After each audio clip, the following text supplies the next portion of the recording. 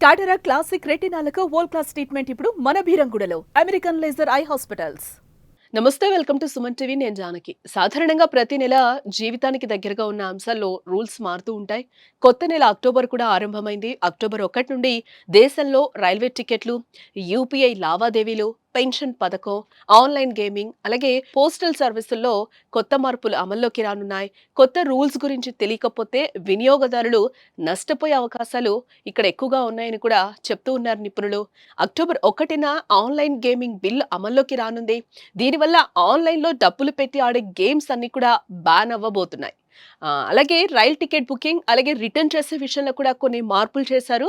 Reservation ప్రారంభమైన మొదటి 15 నిమిషాల సమయంలో టికెట్ బుక్ చేయాలంటే ఆధార్ వెరిఫికేషన్ తప్పకుండా ఉండాలని కూడా చెప్తూ ఉన్నారు.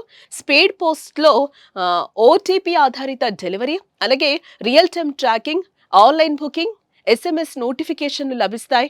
విద్యార్థులకు ప్రత్యేకంగా 10% డిస్కౌంట్ ఉండనుంది.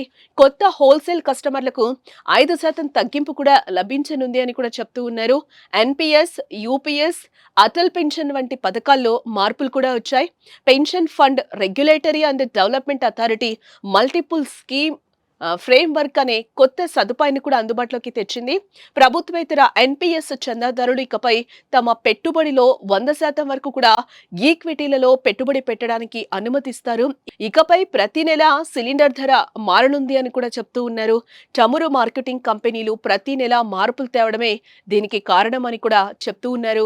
యూపీఐ పేమెంట్స్ లో అక్టోబర్ 1 నుంచి P2P ట్రాన్సాక్షన్స్ ను బ్యాన్ చేయనున్నారు. యూపీఐ ఐడి ద్వారా ఒకరి నుంచి మరొకరికి పేమెంట్ చేయడానికి కుదరదు అని కూడా చెప్తూ ఉన్నారు. స్కాన్ లేదా నెంబర్ ద్వారా మాత్రమే ఇకపై పేమెంట్ చేసుకోవచ్చు అనేది అయితే కొత్త రూల్ రాబోతోంది.